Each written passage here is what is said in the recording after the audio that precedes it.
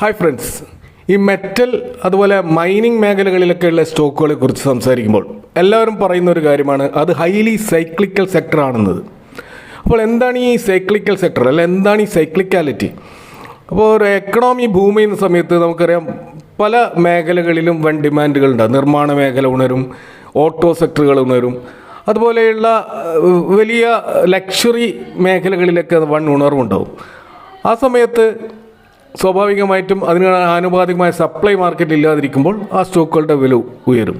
അങ്ങനെ ഒരു ഉയർച്ച ഉണ്ടാവും. പിന്നീട് എക്കണോമി താഴോട്ടേക്ക് പോകുമ്പോൾ ഓട്ടോമാറ്റിക്കലി ഈ സ്റ്റോക്കുകളൊക്കെ താഴോട്ടേക്ക് പോവുകയും ചെയ്യും. ഇതിനെയാണ് നമ്മൾ ഒരു സൈക്ലിക്കാലിറ്റി എന്നൊക്കെ പറയുന്നത്.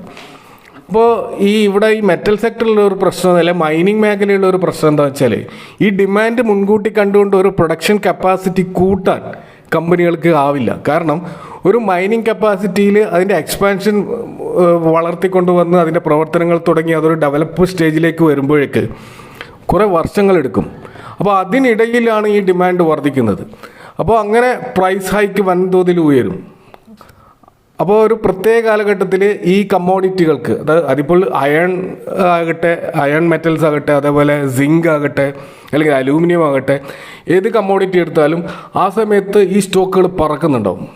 അപ്പോൾ പിന്നീട് ഈ സപ്ലൈ കൂടുന്നതിൻ്റെ ഭാഗമായി ഡിമാൻഡ് കുറയുകയും ചെയ്യും. അതുപോലെ എക്കണോമിക് ഡൗൺ ട്രെൻഡ് വരുമ്പോൾ വീണ്ടും ഡിമാൻഡ് വല്ലാതെ കുറയുകയും അപ്പോൾ ഈ സ്റ്റോക്കുകളൊക്കെ കെട്ടിക്കിടക്കുകയും ഇൻവെൻട്രി ടേൺ ഓവർ ഇതൊക്കെ വർദ്ധിക്കുകയൊക്കെ ചെയ്യുന്ന ഒരവസ്ഥ ഉണ്ടാവും. അപ്പോൾ ഇത് അപ് ട്രെൻഡിനും ഡൗൺ ട്രെൻഡിനിടയിലുള്ള ഒരു അന്തരം വളരെ വലുതാണ്, പ്രത്യേകിച്ച് ഈ മെറ്റൽ സെക്ടറുകളിൽ. അപ്പോൾ അത് കാരണം ഈ ലോങ് ടേം ഇൻവെസ്റ്റ് ചെയ്യുന്നവരെ സംബന്ധിച്ചിടത്തോളം ഉറക്കമില്ലാത്ത നാളുകളായിരിക്കും അവർക്ക് സമ്മാനിക്കുക. കാരണം നമ്മൾ നിഫ്റ്റി മെറ്റൽ ഇൻഡെക്സിൻ്റെ ഒരു ഓൾ ടൈം ചാർട്ട് നോക്കുക. നിഫ്റ്റി മെറ്റൽ ഇൻഡെക്സ് എന്ന് പറയുന്നത് ഈ 15ഓളം മെറ്റൽ സ്റ്റോക്കുകളുടെ ഒരു കൂട്ടമാണ്. അപ്പോൾ ഇത് നമ്മളെ നിഫ്റ്റി 50 പോലെ ഈ മെറ്റൽ സെക്ടറിനെ ട്രാക്ക് ചെയ്യുന്ന ഒരു ഇൻഡെക്സ് ആണ്. അപ്പോൾ ഇതിലുള്ള ഈ 15 സ്റ്റോക്കുകൾ എപ്പോഴും സ്ഥിരമായിരിക്കണമെന്നില്ല. നല്ല പെർഫോം ചെയ്യുന്ന സ്റ്റോക്കുകൾക്കാണ് ഇതിൽ എൻട്രി കിട്ടുക. അതിന് അതിൻ്റേതായ NSEയിൽ ചില പാരാമീറ്റേഴ്സ് ഉണ്ട്. അതിനനുസരിച്ചിട്ട് അത് റീബാലൻസ് ചെയ്തുകൊണ്ടേയിരിക്കും. ചിലപ്പോൾ ഒരു 6 മാസം കൂടും, പിന്നീട് മാറ്റും, വേറെ സ്റ്റോക്ക് ആഡ് ചെയ്യും, അതിൽ അണ്ടർ പെർഫോം ചെയ്യുന്നതിന് ഒഴിവാക്കും. അങ്ങനെയുള്ള ഇൻഡെക്സിൻ്റെ ഓൾ ടൈം ചാർട്ടാണ് നമ്മൾ കാണുന്നത്. ഇപ്പോൾ 2012 ഇൻവെസ്റ്റ് ചെയ്ത ഒരാൾക്ക് 2020 അതായത് ഏകദേശം ഒരു 8 വർഷം കൊണ്ട് 0 റിട്ടേൺ ആണ് ഇവിടെ കാണിക്കുന്നത്.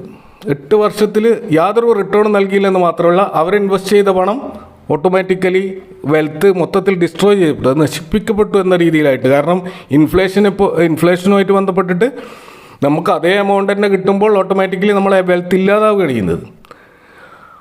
പിന്നെ ആകെയുള്ളൊരു സമാധാനം എന്താണെന്ന് വെച്ചാൽ ഈ കമ്പനികളെ ഇൻ ബിറ്റ്വീനിൽ കൊടുക്കുന്ന ഡിവിഡൻഡ് ഇൻകം നമുക്കൊരു ഇൻകമായിട്ട് വേണമെങ്കിൽ പരിഗണിക്കാം. അതുമാത്രമാണ് ഇതിലുള്ള ആകെ ആശ്വാസം.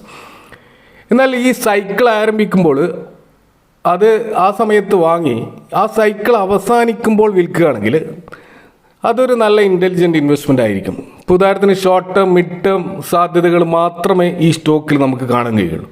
മാക്സിമം 2-3 വർഷത്തിൽ കൂടുതൽ ഹോൾഡ് ചെയ്യുന്നത് ഒരിക്കലും ഈ സ്റ്റോക്കുകളിൽ നമുക്ക് ഒരു ഹൈലി റിസ്കി ആയിട്ടുള്ള ഒരു ഇൻവെസ്റ്റ്മെൻറ്റ് പോലെയാണ് നമുക്ക് മനസ്സിലാക്കാൻ കഴിയുക. എന്നാൽ ഡിവിഡൻഡ് ഇൻകത്തിന് വേണ്ടി ഈ സ്റ്റോക്കിൽ ലോങ് ടേം ഹോൾഡ് ചെയ്യുന്നവരുണ്ടെങ്കിൽ അത് ഓക്കെ, അത് അവരുടെ ആ ഒരു ചെറിയൊരു റിട്ടേൺ മാത്രം, ഒരു ഫിക്സഡ് ഇൻട്രസ്റ്റ് റേറ്റ് മാത്രം പ്രതീക്ഷിക്കുന്നവരെ സംബന്ധിച്ചിടത്തോളം അത് ഓക്കെയാണ്. അല്ലാത്ത വർഷം വെൽത്ത് ഡിസ്ട്രോയിഡ് ആകുന്നതായിട്ടാണ് അനുഭവം. എന്നാൽ കോവിഡിന് ശേഷം ഇപ്പോൾ ഒരു ഹയർ ഹൈ ക്രിയേറ്റ് ചെയ്തുകൊണ്ടാണ് നമുക്ക് ഈ മെറ്റൽ ഇൻഡെക്സ് കാണാൻ കഴിയുക. ആ ഹയർ ഹൈ ഇങ്ങനെ പോയിക്കൊണ്ടിരിക്കുകയാണ്. അത് ഇനിയും അതിൻ്റെ സൈക്കിൾ അവസാനിച്ചിട്ടില്ല എന്നാണ് നമുക്ക് മനസ്സിലാക്കാൻ കഴിയുന്നത്. അപ്പോൾ ഇനിയും മുകളിലേക്ക് പോയേക്കാം. അതിൻ്റെ ടോപ്പ് ടച്ച് ചെയ്ത് താഴേക്ക് വരുന്ന ഒരു ഘട്ടത്തിലാണ് നമ്മൾ അതിൽ നിന്ന് എക്സിറ്റ് ആവേണ്ടത്. അതുവരെ സ്റ്റോപ്പ് ലോസൊക്കെ വെച്ച് മുന്നോട്ട് പോകുക എന്നുള്ളതാണ് പ്രത്യേകിച്ച് മെറ്റൽ സെക്ടറിൽ പറയാനുള്ളത്. അപ്പോൾ ഞാൻ മുകളിൽ സൂചിപ്പിച്ച ഈ നിഫ്റ്റി മെറ്റൽ ഇൻഡെക്സിൽ 15 സ്റ്റോക്കുകളുണ്ട് എന്ന് ഞാൻ പറഞ്ഞല്ലോ. അവയിൽ പ്രൈവറ്റ് സെക്ടറിലുള്ള സ്റ്റോക്കുകളുമുണ്ട്, പബ്ലിക് സെക്ടറിലുള്ള സ്റ്റോക്കുകളുണ്ട്. നല്ല മാർക്കറ്റ് ക്യാപ്പുള്ള നല്ല സ്ട്രോങ് കമ്പനികൾ മാത്രമേ ഈ 15 ഇൻഡെക്സിലുള്ളൂ. അപ്പോൾ അതിൽ 4 മെറ്റൽ സ്റ്റോക്കുകളെ കുറിച്ചാണ് ഈ വീഡിയോയിൽ ഞാൻ ഒരു താരതമ്യ പഠനത്തിന് വേണ്ടി നിങ്ങളുമായിട്ട് പങ്കുവെക്കുന്നത്. ഇത് പലരും റിക്വസ്റ്റ് ചെയ്തുകൊണ്ടാണ് ഇത് ചെയ്യുന്നത്. അപ്പോൾ R4Iയിലേക്ക് എല്ലാവർക്കും സ്വാഗതം. അപ്പോൾ ഈ താരതമ്യം ചെയ്യുന്ന 4 കമ്പനികളിൽ ആദ്യത്തേത് ഹിന്ദുസ്ഥാൻ കോപ്പർ ലിമിറ്റഡ് എന്ന് പറയുന്ന കമ്പനിയാണ്. അപ്പോൾ ഈ കമ്പനി നാഷണൽ മിനറൽ ഡെവലപ്മെൻറ്റ് കോർപ്പറേഷനെ ടേക്ക് ഓവർ ചെയ്തുകൊണ്ട് ഇന്ത്യ ഗവൺമെൻറ് ഫോം ചെയ്ത ഒരു കോപ്പർ പ്രൊഡക്ഷനുമായിട്ട് ബന്ധപ്പെട്ടിട്ടുള്ള ഇന്ത്യയിലെ തന്നെ ആദ്യത്തെ ഒരു കമ്പനിയാണ് ഈ ഹിന്ദുസ്ഥാൻ കോപ്പർ എന്ന് പറയുന്ന ഈ കമ്പനി. അപ്പോൾ ഇവർ ഈ കോപ്പർ മൈനിങ്, അതിൻ്റെ കുഴിച്ചെടുക്കൽ മുതൽ അതിൻ്റെ ഫൈനൽ സ്റ്റേജ് വരെയുള്ള പ്രൊഡക്റ്റ് റിഫൈനിങ്ങും എല്ലാം ചെയ്യുന്ന എൻറ്റയർ പ്രോസസ്സ് ചെയ്യുന്ന ഒരു കമ്പനിയാണ്. അപ്പോൾ ഈ മേഖലയിലെ ഒരു പ്രൈസിങ് പവറുള്ള ഒരു കമ്പനിയാണ് ഹിന്ദുസ്ഥാൻ കോപ്പർ എന്ന് പറയുന്ന ഈ കമ്പനി. നമ്മുടെ രണ്ടാമത്തെ കമ്പനി മറ്റൊരു നവരത്ന കമ്പനിയാണ്. ഈ company national mineral development corporation എന്ന് പറയുന്ന NMDC എന്ന് പറയുന്ന കമ്പനിയാണ്. ഇത് ഫുള്ളി ഗവൺമെൻറ് ഓൺഡ് ആയിട്ടുള്ള ഒരു കമ്പനിയാണ്. ഇത് ഗവൺമെൻറ്റിൻ്റെ അയൺ ഓർ അതുപോലെ ഡയമണ്ട് പ്രൊഡക്ഷൻ അതുപോലെ അങ്ങനെയുള്ള മേഖലയിൽ പ്രവർത്തിക്കുന്ന, കൂടാതെ ചെറിയ തോതിൽ വിൻഡ് പവറും ബിസിനസ്സും ചെയ്യുന്ന ഒരു കമ്പനിയാണ് NMDC. ഇപ്പോൾ NMDC ഗവൺമെൻറ്റിൻ്റെ പ്രധാനപ്പെട്ട ഒരു പ്രോഫിറ്റ് മേക്കിംഗ് കമ്പനിയാണ്. അതും നമ്മളിവിടെ വളരെയധികം ശ്രദ്ധിക്കുക. ഇതൊരു നവരത്ന കമ്പനിയാണ്. മറ്റൊരു കമ്പനി എന്ന് പറയുന്നത് നാഷണൽ അലൂമിനിയം കമ്പനി ലിമിറ്റഡ് എന്ന് പറയുന്ന നാൽക്കോ എന്ന് പറയുന്ന കമ്പനിയാണ്. ഈ കമ്പനിയും ഒരു നവരത്ന കമ്പനിയാണ്. ഇത് ഈ ബോക്സൈറ്റ്, അലൂമിനിയം തുടങ്ങിയ ആ ഒരു അയിരുകൾ അല്ലെങ്കിൽ ബോക്സൈറ്റ് ഓറുകളിൽ നിന്ന് അലൂമിനിയം റിലേറ്റഡ് ആയിട്ടുള്ള പ്രൊഡക്റ്റുകളും റിഫൈൻ ചെയ്ത് അതിൻ്റെ സ്മെൽറ്റിംഗ് ഒക്കെ ചെയ്ത് ഫൈനൽ പ്രൊഡക്റ്റാക്കി മാറ്റുന്ന കമ്പനിയാണ് ഈ നാൽക്കോ എന്ന് പറയുന്ന ഈ മറ്റൊരു പ്രധാനപ്പെട്ട PSU കമ്പനി. ഇനി ഈ നാലെണ്ണത്തിൽ പ്രൈവറ്റ് സെക്ടറിലുള്ള ഒരു പ്രധാനപ്പെട്ട കമ്പനിയാണ് ഹിന്ദുസ്ഥാൻ സിങ്ക് എന്ന് പറയുന്ന കമ്പനി. ഇത് കഴിഞ്ഞ 5 പതിറ്റാണ്ടുകളായിട്ട് മാർക്കറ്റിലുള്ള ഒരു കമ്പനിയാണ്. ലോകത്തിലെ തന്നെ നമ്പർ 1 ഈ മേഖലയിൽ കാറ്റഗറിയിൽ ഡൗ ജോൺസ് ഉൾപ്പെടുത്തിയിട്ടുള്ള ഒരു കമ്പനിയാണ് ഈ ഹിന്ദുസ്ഥാൻ സിങ്ക് ലിമിറ്റഡ്. ഇതിന് ഗ്ലോബലി വലിയ പ്രസൻസുള്ള, വലിയ പ്രാധാന്യമുള്ള ഒരു കമ്പനിയാണിത്. ഇത് സിങ്ക്, ലെഡ്, സിൽവർ ഈ മേഖലകളിലൊക്കെ ഇതിൻ്റെ പ്രവർത്തനമുണ്ട്. അപ്പോൾ ഈ കമ്പനി വേദാന്ത ലിമിറ്റഡ് ആണ് ഇത് ഹോൾഡ് ചെയ്യുന്നത്. 64ഓളം ഇതിൻ്റെ സ്റ്റേക്ക് വേദാന്ത എന്ന് പറയുന്ന പ്രൈവറ്റ് കമ്പനിയാണ് ഹോൾഡ് ചെയ്യുന്നത്. ഏകദേശം 29% ഗവൺമെൻറ് ഓഫ് ഇന്ത്യയും ഹോൾഡ് ചെയ്യുന്നുണ്ട്. അപ്പോൾ ഇതാണ് പ്രധാനപ്പെട്ട ഈ 4 കമ്പനി. ഈ 4 കമ്പനികളുടെ ഒരു പെർഫോമൻസ് ആണ് നമ്മൾ നോക്കുന്നത്. അപ്പോൾ മെറ്റൽ ഇൻഡെക്സ്, ഞാൻ നേരത്തെ സൂചിപ്പിച്ച 15 കമ്പനികളുടെ മെറ്റൽ ഇൻഡെക്സുമായിട്ട് അതിനെ കമ്പയർ ചെയ്യുക, ഈ 4 സ്റ്റോക്കുകൾ കമ്പയർ ചെയ്യുമ്പോൾ അതിൻ്റെ പ്രകടനം എങ്ങനെയാണെന്ന് നമുക്ക് ഗ്രാഫിക്കലി ഒന്ന് മനസ്സിലാക്കാൻ ശ്രമിക്കാം. നമുക്കറിയാം, ഈ മെറ്റൽ ഇൻഡെക്സ് എന്ന് പറയുന്നത് ബെഞ്ച് മാർക്കാണ്. അതിനെ താരതമ്യം ചെയ്തിട്ടായിരിക്കണം നമ്മൾ ഈ സ്റ്റോക്കുകളുടെ പ്രകടനം വിലയിരുത്തേണ്ടത്. അപ്പോൾ നമുക്ക് അതിലേക്ക് പോവാം. ഓക്കെ, ഇവിടെ നിങ്ങൾക്ക് കാണാൻ സാധിക്കുന്നത് ഈ നിഫ്റ്റി മെറ്റലിൻ്റെ 5 വർഷത്തെ പെർഫോമൻസ്, അതേപോലെ തന്നെ ഹിന്ദുസ്ഥാൻ കോപ്പറിൻ്റെയും ഹിന്ദുസ്ഥാൻ സിങ്കിൻ്റെയും അതുപോലെ നാഷണൽ അലൂമിനിയത്തിൻ്റെയും അതുപോലെ NMDCയുടെയും 5 വർഷത്തെ ചാർട്ടുകൾ ഒന്നിച്ച് ഈ ഗ്രാഫിൽ പ്ലോട്ട് ചെയ്തിട്ട് കാണാം. അതിൽ ആ മഞ്ഞ ലൈനിൽ നിങ്ങൾ കാണുന്നത് ആണ് ഹിന്ദുസ്ഥാൻ കോപ്പർ. അത് 475% ബമ്പർ റിട്ടേൺ നൽകിയ ഒരു കമ്പനിയാണ് ഹിന്ദുസ്ഥാൻ കോപ്പർ.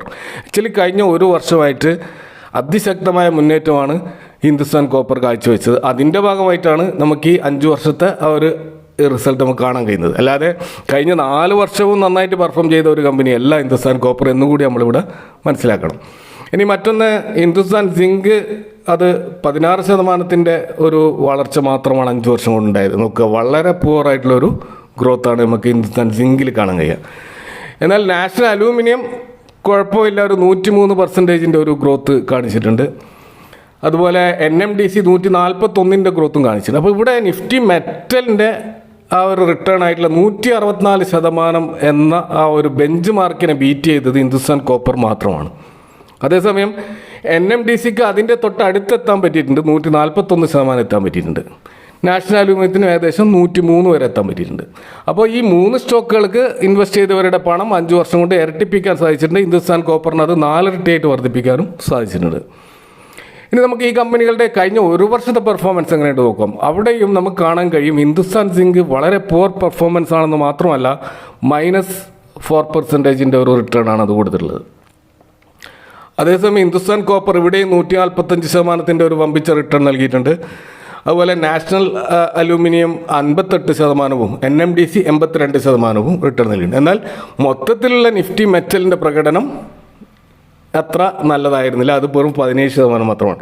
അപ്പോൾ ആ നിഫ്റ്റി മെറ്റലിൻ്റെ ബെഞ്ച് മാർക്കിനെ ഈ ഹിന്ദുസ്ഥാൻ സിങ്കും നാഷണൽ അലൂമിനിയം NMDCയും ബീറ്റ് ചെയ്തിട്ടുണ്ട്. അതേസമയം ഹിന്ദുസ്ഥാൻ സിങ്കിന് അതിന് ബീറ്റ് ചെയ്യാൻ പറ്റിയിട്ടില്ല. ഇനി നമ്മൾ കഴിഞ്ഞ 6 മാസം ഒരു കുറച്ചും കൂടി ഷോർട്ടർ പീരീഡിലുള്ള അതിൻ്റെ ഒക്കെ റിട്ടേൺ നോക്കുകയാണെങ്കിൽ ഇവിടെയും ഹിന്ദുസ്ഥാൻ സിങ്ക് ഇനിയും ഇമ്പ്രൂവ് ആയിട്ടില്ല. ഇപ്പോഴും -5% ഒരു നഷ്ടമാണ് ഇൻവെസ്റ്റേഴ്സ് നൽകിയിട്ടുള്ളത്. അതേസമയം നമുക്ക് നിഫ്റ്റി മെറ്റലിൻ്റെ പ്രകടനം മെച്ചപ്പെട്ട് 24% ഗ്രോത്ത് ഉണ്ടായിട്ട് ഹിന്ദുസ്ഥാൻ കോപ്പർ ഇവിടെയും 1ാം സ്ഥാനത്ത് നമുക്ക് കാണാൻ പറ്റും. 133% വളർച്ച കാണാൻ പറ്റും. അതേസമയം നാഷണൽ അലൂമിനിയത്തിന് 52%, NMDC 107% ഒരു ഗ്രോത്താണ്. അപ്പോൾ NMDCയും ഹിന്ദുസ്ഥാൻ കോപ്പറുമാണ് നന്നായിട്ട് കഴിഞ്ഞ ഈ 5 വർഷത്തെ ടൈം ഫ്രെയിമിലും അതേപോലെ 1 വർഷത്തെ ടൈം ഫ്രെയിമിലും 6 മന്ത്സിൻ്റെ ടൈം ഫ്രെയിമിലും നന്നായിട്ട് പെർഫോം ചെയ്തതായിട്ട് നമുക്കിവിടെ മനസ്സിലാക്കാൻ കഴിയുന്ന ഏറ്റവും മോശം പെർഫോമൻസ് വെച്ചിട്ടുള്ളത് ഹിന്ദുസ്ഥാൻ സിങ്ക് ആണ് എന്ന് നമുക്കും ഇവിടെ മനസ്സിലാക്കാൻ സാധിക്കും. അപ്പോൾ ഇവിടെ നമ്മൾ മനസ്സിലാക്കേണ്ട മറ്റൊരു കാര്യം, ഹിന്ദുസ്ഥാൻ കോപ്പറിൻ്റെ നല്ല റിട്ടേൺ നൽകി എന്നുള്ളത് ശരിയൊക്കെ തന്നെ.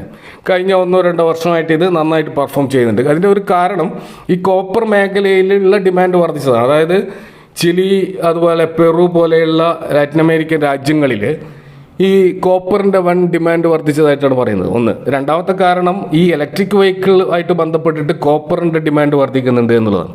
കാരണം ഈ കോപ്പറിൻ്റെ ഉപയോഗം ഇലക്ട്രിക് വെഹിക്കിളുകളിൽ മറ്റേ അയണിനെക്കാട്ടി കൂടുതലായിരിക്കും. കാരണം അതാണ് ഈ അയണിനെ റീപ്ലേസ് ചെയ്യുന്നത് പലവരും. കാരണം ഇതിന് വെയിറ്റ് കുറയ്ക്കേണ്ടതുണ്ട്. അതായത് ഈ ഇലക്ട്രിക് വെഹിക്കിളുടെ അവരുടെ ടോട്ടൽ വെയിറ്റ് കുറച്ചുകൊണ്ടുള്ള ഒരു നിർമ്മിതിയാണ് അവർ നടത്തുന്നത്. അതിൻ്റെ ഭാഗമായിട്ട് കൂടുതലായിട്ട് കോപ്പറായിരിക്കും അത്തരം വാഹനങ്ങളിൽ ഉപയോഗിക്കുക. അപ്പോൾ അതുകൊണ്ട് തന്നെ കോപ്പറിൻ്റെ പ്രൊഡക്ഷൻ നല്ല തോതിൽ വർദ്ധിക്കുകയാണ് സാധാരണ. ഹിന്ദുസ്ഥാൻ കോപ്പറിന് ആ ഒരു സാധ്യത കണക്കിലെടുത്തുകൊണ്ടാണ് ഈ ഒരു വർഷം വൻ റാലി ഈ സ്റ്റോക്കിൽ നമുക്ക് കാണാൻ കഴിഞ്ഞത്. അപ്പോൾ എന്നാൽ ഹിസ്റ്റോറിക്കൽ പെർഫോമൻസ് വെച്ച് നോക്കുമ്പോൾ നമുക്ക് അങ്ങനെ കാണാൻ കഴിയില്ല. അപ്പോൾ അതുകൊണ്ട് തന്നെ നമ്മൾ ഈ കമ്പനികളുടെ കഴിഞ്ഞ 5 വർഷത്തെ മൊത്തത്തിലുള്ള ഒരു പെർഫോമൻസ് നോക്കിയിട്ട് മാത്രമേ ഒരു തീരുമാനത്തിലെത്താൻ പറ്റൂ. ഏതാണ് ബെസ്റ്റ് സ്റ്റോക്ക് നമ്മൾ കണ്ടെത്താൻ ശ്രമിക്കുമ്പോൾ ഈ 4 സ്റ്റോക്കുകളെ അതിൻ്റെ 5 വർഷത്തെ പെർഫോമൻസ് ചില പാരാമീറ്റേഴ്സ്, ഫണ്ടമെൻ്റൽ പാരാമീറ്റേഴ്സ് നോക്കിക്കൊണ്ട് നമുക്ക് ആ ഒരു തീരുമാനത്തിലെത്താൻ പറ്റുമെന്ന് നോക്കാം. അപ്പോൾ നമുക്ക് അതിലേക്ക് പോകാം. ഓക്കെ, അപ്പോൾ നമുക്ക് ആദ്യം കമ്പനികളുടെ മാർക്കറ്റ് ക്യാപ്പ് ഒന്ന് വിശദമായിട്ടൊന്ന് താരതമ്യം ചെയ്ത് നോക്കാം. അപ്പോൾ ഹിന്ദുസ്ഥാൻ സിങ്കാണ് ഏറ്റവും അധികം മാർക്കറ്റ് ക്യാപ്പുള്ള കമ്പനി. 1,34,000 കോടി മാർക്കറ്റ് ക്യാപ്പുള്ള വലിയൊരു കമ്പനിയാണ്, ലാർജ് ക്യാപ്പ് കമ്പനിയാണ് ഹിന്ദുസ്ഥാൻ സിങ്ക്. എന്നാൽ NMDC 65,000 കോടി മാർക്കറ്റ് ക്യാപ്പുള്ള കമ്പനിയാണ്. ഹിന്ദുസ്ഥാൻ കോപ്പർ 26,000 കോടി മാർക്കറ്റ് ക്യാപ്പ് മാത്രമുള്ള കമ്പനിയാണ്. നാഷണൽ അലൂമിനിയം ഏകദേശം 23. അതായത് 20,000 കോടിക്ക് മുകളിൽ മാർക്കറ്റ് ക്യാപ്പുള്ള മിഡ് ക്യാപ്പ് ലാർജ് ക്യാപ്പ് സെഗ്മെൻറ്റിൽ വരുന്ന കമ്പനികളാണ് ഈ പറയുന്ന 4 കമ്പനികളും. ആ മാർക്കറ്റ് ക്യാപ്പ് വൈസ് വെച്ച് കമ്പനികളൊക്കെയാണ്. എന്നാലും 1ാം സ്ഥാനത്ത് നമുക്ക് ഹിന്ദുസ്ഥാൻ സിങ്കിനെയാണ് നമുക്ക് കാണാൻ കഴിയുക. ഇനി നമ്മൾ ഡെപ്റ്റ് ഇക്വിറ്റി, കമ്പനികൾക്ക് മേലുള്ള കടം എത്രത്തോളം ഉണ്ട് എന്ന് നമുക്കൊന്ന് പരിശോധിച്ചാൽ ഇതിൽ ഏറ്റവും കുറവ് കടമുള്ളത് നാഷണൽ അലൂമിനിയത്തിലാണ്. അത് 0.01, ഒരു സീറോ ഡെപ്റ്റ് കമ്പനിയാണ് നാഷണൽ അലൂമിനിയം. എന്നാൽ NMDCക്ക് 0.09, അതും മോശമല്ലാത്ത ഒരു സീറോ ഡെപ്റ്റ് ലെവലിലുള്ള ഒരു കമ്പനി കൂടിയാണ്. ഹിന്ദുസ്ഥാൻ കോപ്പറിന് 0.13% കടമുണ്ട്. കടം ഇൻ ദ സെൻസ്, കടമല്ല ഉദ്ദേശിച്ചത്, ഡെപ്റ്റ് ടു ഈക്വിറ്റി റേഷ്യോ, അതായത് ഈക്വിറ്റിയുമായിട്ട് താരതമ്യം ചെയ്യുമ്പോൾ എത്ര കടമുണ്ട് എന്നുള്ളത്. അത് 1ൽ താഴെയാകുന്നത് എപ്പോഴും നല്ലതാണ്. 0.5ന് താഴെ ആകുന്നതാണ് ഏറ്റവും അഭികാമ്യമായിട്ടുള്ളത്. അപ്പോൾ അങ്ങനെ നോക്കുമ്പോൾ ഈ 4 കമ്പനികളും കുഴപ്പമില്ല. ഹിന്ദുസ്ഥാൻ സിങ്ക് മാത്രമാണ് കുറച്ച് കൂടുതൽ കടമുള്ളതായിട്ട് നമുക്കിവിടെ കാണാൻ കഴിയുക. അപ്പോൾ ഇതിൽ ഏറ്റവും കടം കുറവുള്ള ഒരു കമ്പനി എന്നുള്ള നിലക്ക്, അല്ലെങ്കിൽ ഡെപ്റ്റ് ടു ഈക്വിറ്റി റേഷ്യോ ഏറ്റവും കുറവ് കാണിക്കുന്ന ഒരു കമ്പനി എന്നുള്ള നിലക്ക് നാഷണൽ അലൂമിനിയത്തിന് നമുക്ക് 1ാം സ്ഥാനത്ത് പ്രതീക്ഷിക്കാം. ഇനി അടുത്ത് നമ്മൾ നോക്കുന്നത് പ്രൊമോട്ടർ ഹോൾഡിംഗ് എത്രമാത്രം ഉണ്ട് എന്നുള്ളതാണ്. അപ്പോൾ ഇതിൽ ഏറ്റവും അധികം പ്രൊമോട്ടർ ഹോൾഡിംഗ് ഉള്ളത് ഹിന്ദുസ്ഥാൻ കോപ്പറിനാണ്. 66% പ്രൊമോട്ടർ ഹോൾഡിംഗ് ഉണ്ട്. ഹിന്ദുസ്ഥാൻ സിങ്കിന് 64%, NMDCക്ക് 60%, നാഷണൽ അലൂമിനിയത്തിന് 51% പ്രൊമോട്ടർ ഹോൾഡിംഗ് ആണ് നമുക്ക് കാണാൻ കഴിയുന്നത്. അപ്പോൾ പ്രൊമോട്ടർ ഹോൾഡിങ്ങിൻ്റെ കാര്യത്തിൽ ഹിന്ദുസ്ഥാൻ കോപ്പറാണ് 1ാം സ്ഥാനത്ത് നമുക്ക് കാണാൻ കഴിയുക. ഇനി ഫോറിൻ ഇൻവെസ്റ്റേഴ്സിൻ്റെ ഹോൾഡിംഗ് നോക്കുകയാണെങ്കിൽ നാഷണൽ അലൂമിനിയത്തിനാണ് ഏറ്റവും കൂടുതൽ ഫോറിൻ ഇൻവെസ്റ്റേഴ്സ് ഉള്ളത്, 13%. NMDCക്ക് 8% ഉണ്ട്. ഹിന്ദുസ്ഥാൻ കോപ്പറിന് 2% മാത്രമേ ഉള്ളൂ. ഹിന്ദുസ്ഥാൻ സിങ്ക് 0.75% മാത്രമേ കാണാൻ കഴിയുള്ളൂ. അപ്പോൾ 1ാം സ്ഥാനത്ത് ഇവിടെ നാഷണൽ അലൂമിനിയാണ് നമുക്ക് കാണാൻ കഴിയുക. ഇനി ഡൊമസ്റ്റിക് ഇൻസ്റ്റിറ്റ്യൂഷണൽ ഇൻവെസ്റ്റേഴ്സിൻ്റെ DIAസിൻ്റെ ഹോൾഡിംഗ് ഏറ്റവും കൂടുതലുള്ളത് NMDCയിലാണ്. അത് 17.73%. തൊട്ടടുത്ത് തന്നെ നാഷണൽ അലൂമിനിയം ഉണ്ട്, അതും 17 മേലാണ്. ഹിന്ദുസ്ഥാൻ കോപ്പറിൻ്റെത് 13% മാത്രമാണ്. ഹിന്ദുസ്ഥാൻ സിങ്കിൻ്റെത് 2.98, ഏകദേശം 3% മാത്രമേ നമുക്ക് കാണാൻ കഴിയുള്ളൂ.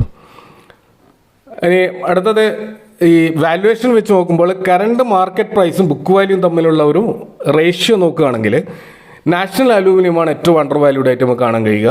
അത് 1.76 മാത്രമാണ് അതിൻ്റെ പ്രൈസ് ടു ബുക്ക് വാല്യൂ. അതേസമയം NMDCൻ്റെ 2.68 അതും കുഴപ്പമില്ലാത്തതാണ്. 3-ൽ താഴെ നമുക്ക് ഒരു നല്ല ഒരു ബുക്ക് വാല്യൂ ആണ്, നമുക്ക് പ്രൈസ് ടു ബുക്ക് വാല്യൂ ആണ് നമുക്കൊരു അനുമാനത്തിലെത്താം. എന്നാൽ ഹിന്ദുസ്ഥാൻ സിങ്കിൻ്റെത് 9.83 ആണ്, ഹൈലി ഓവർ വാല്യൂഡ് ആണ്. ഹിന്ദുസ്ഥാൻ കോപ്പറിൻ്റെ അതാണ് ഏറ്റവും ടോപ്പിൽ കാണുന്നത്, 12%, വളരെ എക്സ്പെൻസീവ് ആണ് ഈ സ്റ്റോക്ക് ഇപ്പോൾ. അപ്പോൾ ഇതിൽ നമുക്ക് അണ്ടർ വാല്യൂഡ് ആയിട്ട് കിടക്കുന്നത് നാഷണൽ അലൂമിനിയമാണ് എന്ന് നമുക്ക് നിസ്സംശയം പറയാം. ഇനി അടുത്തത് PE റേഷ്യോ ആണ്. PE റേഷ്യോ നമുക്കറിയാം, PE റേഷ്യോ എത്ര കുറവുണ്ടോ അത്രക്കും ആ സ്റ്റോക്ക് നമ്മൾ അണ്ടർ വാല്യൂഡ് ആയിട്ട് കണക്കാക്കപ്പെടും. അത് നോക്കുമ്പോൾ NMDCക്ക് 13% PE റേഷ്യോ ഉള്ളൂ. അപ്പോൾ NMDC ആണ് അതിൽ 1ാം സ്ഥാനത്ത് നമുക്ക് കാണാൻ കഴിയുന്നത്. എന്നാൽ ഹിന്ദുസ്ഥാൻ സിങ്കിൻ്റെ 15%. അതുപോലെ തൊട്ടടുത്ത് തന്നെ നാഷണൽ അലൂമിനിയം 17%. അപ്പോൾ ഈ 3 സ്റ്റോക്കുകളും PE റേഷ്യോ ഒരു അണ്ടർ വാല്യൂഡ് അല്ലെങ്കിൽ ഒരു റീസണബിൾ ആയിട്ടുള്ള ഒരു PE റേഷ്യോ ആണ്. അതേസമയം ഹിന്ദുസ്ഥാൻ കോപ്പറിൻ്റെ PE റേഷ്യോ 83%, ഐ മീൻ 83.94, അതായത് 84% വലിയൊരു PE റേഷ്യോ, ഹൈലി എക്സ്പെൻസീവ് ആണ്, ഓവർ വാല്യൂഡ് ആണ്. അപ്പോൾ അത് നമ്മൾ വളരെയധികം ശ്രദ്ധിക്കേണ്ട ഒരു കാര്യമാണ്. അപ്പോൾ ഇവിടെ 1ാം സ്ഥാനത്ത് നമ്മൾ കാണുന്നത് NMDC ആണ്. ഇനി നമ്മൾ ഇതിൻ്റെ ഹിന്ദുസ്ഥാൻ സിങ്കിൻ്റെ 5 വർഷത്തെ സെയിൽസ് നോക്കുകയാണെങ്കിൽ അത് 9%-ൻ്റെ ഒരു ഗ്രോത്താണ്, സെയിൽസ് ഗ്രോത്ത്. അത് NMDCൻ്റെ 8%-ഉം നാഷണൽ അലൂമിനിയത്തിൻ്റെ 8%-ഉം ഹിന്ദുസ്ഥാൻ കോപ്പറിൻ്റെ 0.08 ആണ്. ഇവിടെ നിങ്ങൾ ശ്രദ്ധിക്കുക, ഇതാണ് ഞാൻ തുടക്കത്തിൽ സൂചിപ്പിച്ചത്, ഈ ഒരു 1-2 വർഷം മാത്രമാണ് ഇതിൻ്റെ സെയിൽസ് ഗ്രോത്ത് വൻതോതിൽ വർദ്ധിച്ചത്. അത് നമുക്ക് അടുത്ത ഒരു ഇതിൽ കാണാൻ കഴിയും. അപ്പോൾ ഈ കഴിഞ്ഞ 5 വർഷം ഏറ്റവും മോശം പെർഫോമൻസ് നടത്തിയ സെയിൽസ് പെർഫോമൻസ് നടത്തിയ സ്റ്റോക്കാണ് ഹിന്ദുസ്ഥാൻ കോപ്പർ എന്ന് നമുക്കിവിടെ തിരിച്ചറിയാൻ പറ്റും. ഇനി ഏറ്റവും നന്നായിട്ട് പെർഫോം ചെയ്ത ഹിന്ദുസ്ഥാൻ സിങ്കാണ്. NMDC കുഴപ്പമില്ലാത്ത ഒരു 9-നടുത്ത് ഹിന്ദുസ്ഥാൻ സിങ്കിനടുത്ത് തന്നെ നല്ല പെർഫോമൻസ് കാഴ്ചവെച്ചിരുന്നു. നാഷണൽ അലൂമിനിയവും സെയിൽസിൽ നല്ല പെർഫോമൻസ് കാഴ്ചവെച്ചു. എന്നാൽ ഹിന്ദുസ്ഥാൻ കോപ്പർ ഏറ്റവും പിന്നിലാണ്. ഇനി നമ്മളെ സെയിൽസ് ഗ്രോത്ത് കഴിഞ്ഞ ഒരു വർഷം നോക്കുമ്പോൾ ഇവിടെ കാര്യങ്ങൾ നേരെ തകിടം പറയുന്നത് കാണാം. ഇവിടെയാണ് ഹിന്ദുസ്ഥാൻ കോപ്പർ 1ാം സ്ഥാനത്ത് 13.25. അപ്പോൾ കഴിഞ്ഞ ഒരു വർഷമാണ് ഇതിൻ്റെ, കഴിഞ്ഞ 4 ക്വാർട്ടറിലാണ് ഇതിൻ്റെ ഗ്രോത്ത് അതിശക്തമായിട്ട് വളർന്നത്. 13% വമ്പിച്ച വളർച്ച സെയിൽസിൽ നമുക്ക് കാണാൻ പറ്റും. NMDCയുടേത് മൈനസാണ്, ഹിന്ദുസ്ഥാൻ സിങ്കിൻ്റേത് മൈനസാണ് 11%, നാഷണൽ അലൂമിനിയം -14%. ബാക്കി എല്ലാ കമ്പനികളുടെയും മൈനസ് ഗ്രോത്തിൽ നിൽക്കുമ്പോൾ ഹിന്ദുസ്ഥാൻ കോപ്പർ പോസിറ്റീവ് ഗ്രോത്തിലാണ് എന്നുള്ളത്. അതുകൊണ്ട് തന്നെയാണ് ഈ സ്റ്റോക്കിൽ വമ്പിച്ചൊരു റാലി നമുക്കിപ്പോൾ കാണാൻ കഴിയുന്നത്. ഇനി അടുത്തത് കഴിഞ്ഞ 5 വർഷത്തെ ഈ നമ്മുടെ പ്രോഫിറ്റ് ഗ്രോത്ത് നോക്കുകയാണെങ്കിൽ, ആവറേജ് CAGR പ്രോഫിറ്റ് ഗ്രോത്ത് നോക്കുകയാണെങ്കിൽ ഹിന്ദുസ്ഥാൻ കോപ്പറിൻ്റെത് 30% കാണാം. അതേസമയം നാഷണൽ അലൂമിനിയത്തിൻ്റെത് 16%, NMDCയുടേത് 4% മാത്രവും, ഹിന്ദുസ്ഥാൻ സിങ്കിൻ്റെ 3% മാത്രമാണ്. അപ്പോൾ പ്രോഫിറ്റ് ഉണ്ടാക്കുന്ന കാര്യത്തിൽ അവിടെയും 1ാം സ്ഥാനം ഹിന്ദുസ്ഥാൻ കോപ്പറിനാണ്. നാഷണൽ അലൂമിനിയം കുഴപ്പമില്ലാത്ത 16% പ്രോഫിറ്റ് ഗ്രോത്ത് കഴിഞ്ഞ 5 വർഷം കാണിച്ചിട്ടുണ്ട്. ഇനി കഴിഞ്ഞ ഒരു വർഷത്തെ നോക്കുകയാണെങ്കിൽ അവിടെ ഹിന്ദുസ്ഥാൻ കോപ്പറിൻ്റെ പ്രോഫിറ്റ് ഗ്രോത്ത്, ഇവിടെ പക്ഷേ നമ്മൾ മനസ്സിലാക്കേണ്ട കാര്യം 4 സ്റ്റോക്കുകളുടെയും പ്രോഫിറ്റ് ഗ്രോത്ത് മൈനസിലാണ്.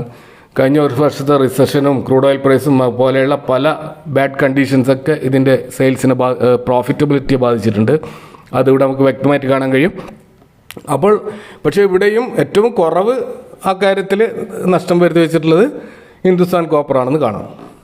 ഇനി ഏറ്റവും അവസാനമായിട്ട് വളരെ ഇമ്പോർട്ടൻ്റ് ആയിട്ടുള്ള മറ്റൊരു കാര്യമാണ് ഈ ഡിവിഡൻഡ് ഈൽഡ്. നമുക്കറിയാം ഈ ഇത്തരം സ്റ്റോക്കുകൾ ഒരു സൈക്ലിക്കൽ സ്റ്റോക്കുകൾ ആയതുകൊണ്ട് തന്നെ ഇവർ പലപ്പോഴും നല്ല ഡിവിഡൻഡ് പേ ചെയ്യാറുണ്ട്. ഇപ്പോൾ ഉദാഹരണത്തിന് ഹിന്ദുസ്ഥാൻ സിങ്കിൻ്റെ ഡിവിഡൻഡ് നോക്കുക, ഡിവിഡൻഡ് ഈൽഡ് 23%. അത് ഒരു വമ്പിച്ചൊരു ഡിവിഡൻഡ് ഈൽഡാണ്, വളരെ അട്രാക്റ്റീവ്. ഒരു വർഷം 23% നിങ്ങൾ ഇൻവെസ്റ്റ് ചെയ്ത പണത്തിന് നിങ്ങൾക്ക് കിട്ടുമെങ്കിൽ പിന്നെ ഈ സ്റ്റോക്ക് ഗ്രോത്ത് ചെയ്തിട്ടില്ലെങ്കിൽ തന്നെ എന്താ നിങ്ങൾക്ക് റിട്ടേൺ കിട്ടുന്നുണ്ടല്ലോ 23%. അപ്പോൾ ഗ്രോത്ത് ഈ സ്റ്റോക്ക് വളർന്നിട്ടില്ലെങ്കിലും സ്റ്റോക്ക് മൊത്തത്തിൽ നഷ്ടമാണെങ്കിലും ഇതിൻ്റെ ഡിവിഡൻഡ് ഈൽഡ് കൊണ്ട് നിങ്ങൾക്ക് ഈ സ്റ്റോക്കിൽ ഹോൾഡ് ചെയ്യാവുന്നതാണ്. ഇനി നാഷണൽ അലൂമിനിയത്തിൻ്റെത് 3.45 കുഴപ്പമില്ലാത്ത ഒരു ഡിവിഡൻഡാണ്. NMDCയുടെയും 2.95 കുഴപ്പമില്ലാത്തൊരു ഡിവിഡൻഡാണ്. എന്നാൽ ഹിന്ദുസ്ഥാൻ കോപ്പർ തീരെ ഡിവിഡൻഡ് പേ ചെയ്യുന്നില്ല 0.33. അതിൻ്റെ ഒരു കാരണം ഹിന്ദുസ്ഥാൻ കോപ്പർ ചിലപ്പോൾ ക്യാപെക്സ് വർദ്ധിപ്പിച്ചുകൊണ്ടിരിക്കാൻ വേണ്ടി അവരുടെ കിട്ടുന്ന പ്രോഫിറ്റ് മുഴുവൻ പുതിയ മൈനിങ് ഓപ്പർച്യൂണിറ്റി നോക്കുന്നുണ്ടാകും. കാരണം കോപ്പറിൻ്റെ ഡിമാൻഡ് അത്രമാത്രം ഉണ്ടെന്ന് അവർക്കറിയാം. അപ്പോൾ ആ രീതിയിലായിരിക്കും ആ കമ്പനി മുന്നോട്ട് പോകുക. അപ്പോൾ ക്യാപെക്സ് വർദ്ധിക്കുന്നതിൻ്റെ ഭാഗമായിട്ടായിരിക്കും അവർ ഡിവിഡൻഡ് പേ ചെയ്യാത്തത്. അപ്പോൾ ഏതായാലും ഇവിടെ പരാമർശിച്ച ഈ ഒരു 12 പാരാമീറ്റേഴ്സ് അത് വെച്ചിട്ട് ഈ കമ്പനികളുടെ ഒരു റിസൾട്ടാണ് നമ്മൾ നോക്കിയത്. അപ്പോൾ ആ റിസൾട്ട് വെച്ച് നോക്കുമ്പോൾ പല കമ്പനികളും ചിലത് 1ാം സ്ഥാനത്തും ചിലത് 2ാം സ്ഥാനത്തും അങ്ങനെയൊക്കെ ആയിട്ട് നമുക്ക് കാണാൻ കഴിയും. അതിൽ ഏറ്റവും മൊത്തത്തിലൊരു ക്രോഡീകരിച്ചു ഒരു റിസൾട്ട് നമ്മൾ നോക്കുകയാണെങ്കിൽ ഇതിൽ നമുക്ക് 1ാം സ്ഥാനത്ത് കാണുന്നത് NMDC ആണ്. അതിന് 35 പോയിന്റ് കിട്ടിയതായിട്ട് നമുക്ക് കാണാൻ കഴിയും. ബാക്കി 3 സ്റ്റോക്കുകളും 29-28 റേഞ്ചിൽ ഏകദേശം ഒരേപോലെ നിൽക്കുകയാണ്.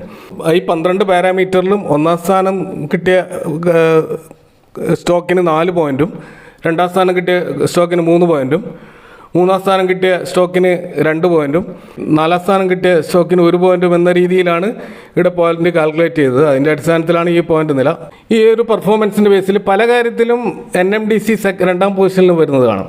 അപ്പോൾ അതുകൊണ്ട് തന്നെ NMDC ഏറ്റവും നല്ല ഒരു സ്റ്റോക്കായിട്ടാണ് ഈ ഒരു മൊത്തത്തിലുള്ള ഒരു വാല്യൂ താരതമ്യത്തിൽ നമുക്ക് മനസ്സിലാക്കാൻ കഴിയുന്നത്. എങ്കിലും ഹിന്ദുസ്ഥാൻ കോപ്പറും നല്ലൊരു ഹൈ ഗ്രോത്ത് സ്റ്റോക്കാണ്. അതിൻ്റെ ഫ്യൂച്ചറും സാധ്യത കൂടുതൽ തന്നെയാണ്. പക്ഷേ അവിടെ നമ്മൾ മനസ്സിലാക്കേണ്ട ടെമ്പററി കറക്ഷൻസ് ഒക്കെ ഈ സ്റ്റോക്കുകളിലൊക്കെ വരാനുള്ള സാധ്യതകളുണ്ട്. പ്രത്യേകിച്ച് എക്സ്പെൻസീവ് വാല്യുവേഷനിലാണ് ഹിന്ദുസ്ഥാൻ കോപ്പർ ഇപ്പോൾ ഉള്ളത്.